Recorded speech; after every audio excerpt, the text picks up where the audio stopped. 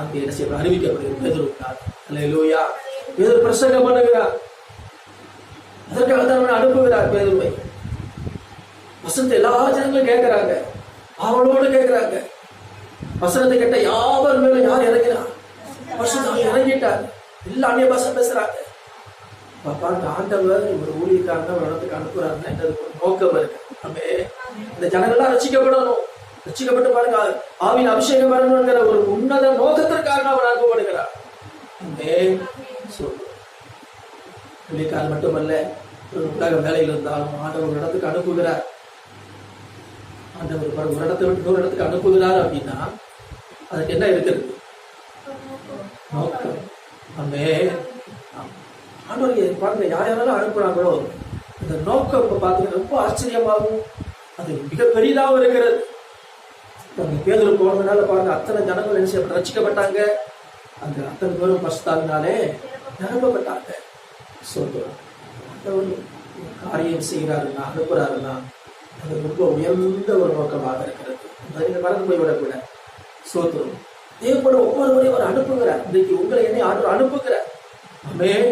சோத்திரம் அனுப்பி இருக்கிறார். இன்னும் அவர் அனுப்புவார்.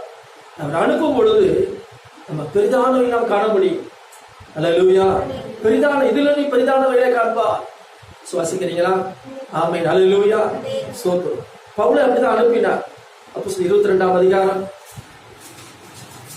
21வது வசனத்தில் பார்க்கிறோம்.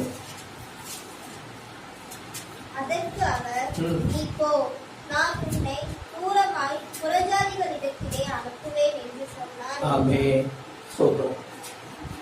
நீ போ, நான் உன்னை எங்கே அனுப்புவேன்? தூரமா புறஜாதிகளிடத்திலே. ஏன்னா இஸ்ரவேல் ஜனங்கள் என்ன செய்ய மாட்டேங்கிறாங்க, ஏற்றுக்கொள்ள மாட்டேங்கிறாங்க.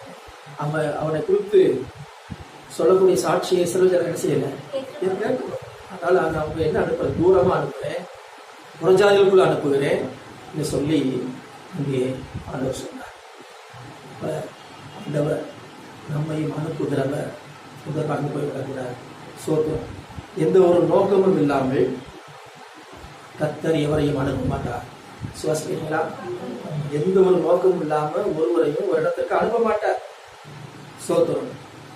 ஆகவே கர்த்தர் தான் ஒரு நோக்கத்தோடு என்னை அனுப்பியிருக்கிறார், என்னை வழிநடத்தி இருக்கிறார், இந்த இடத்துல வைத்திருக்கிறார் என்ற ஒரு நிச்சயம் நமக்குள்ள காணப்படும். ஆகவே கர்த்தர் தான் என்னை வழிநடத்தினார், கர்த்தர் தான் என்னை அனுப்பி இருக்கிறார், கர்த்தர் என்னை ஒரு நோக்கத்தோடு வைத்திருக்கிறார் என்கிற ஒரு நிச்சயம் நமக்குள்ள காணப்படும். ஒரு நிச்சயம் இல்லாத தன்மை இருக்கக்கூடாது. ஏதோ இருக்கிறோம், ஏதோ